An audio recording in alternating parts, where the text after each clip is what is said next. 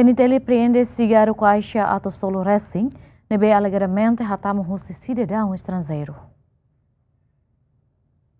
Iha lorong bulan outubro tina riun rural no Racing Lima, mais ou menos tuku ida 5 minuto hatnol Racing Lima madrugada, Comando Polícia Nacional Timor-Leste, município Covalima, hamutu ko equipa conjunta, prende cigarro marca Marlboro, Caixa Atostolo, Cianol Racing Walu, e a área leste oan, suku Casabal, posto administrativo Tilomar, município Covalima. Porta-voz PNTL Superintendente João Belo Hatete, sasansira nebe tula Roberto, husi tasi clarang, hodi atraca, mai tasi ibung, nune Comando PNTL li husi equipa conjunta haloqueras intervenção onde assegura cigarro Caixa Atostolo Cianol Racing Walu. Tuir porta-voz Sasangne alegadamente hatama husi cidadão estrangeiro ida, mas be Comando PNTL sedau assegura tambah halai lakon no dadang ne equipa conjunta continua buka tuir onde bele submete ba processo investigação.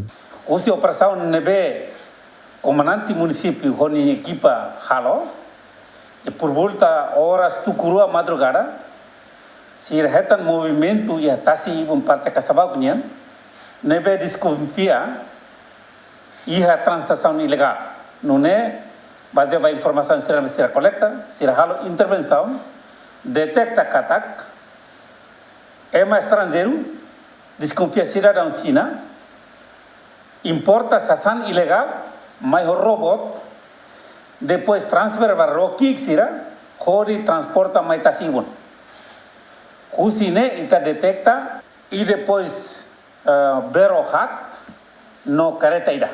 Husine ita prende e suspeito será halai roto. Agora processo investigação lá ela ita tenta atu bolo sira nebe maknudar motor nain no careta nain nebe para helan ba hodi husu sernya responsabilidade. Processo agora identificação lá ela espera kata corse locorek ita vele submente ona baia Ministério Público. Equipa conjunto, neve lidera o comandante município, tunia treino, será todo halai nam kare. Inclui sina nerasi. Dadaune equipa conjunta assegura ona evidência hirak nebe hanesan roque tintinghat, careta Prado ida, motorizada ida, nomos cigarro Marlboro, Caixa Atostolo, Cianol Racing Walu e a Comando PNTL município Covalima. Lucy Correa, Juliana Maria, Ziemen.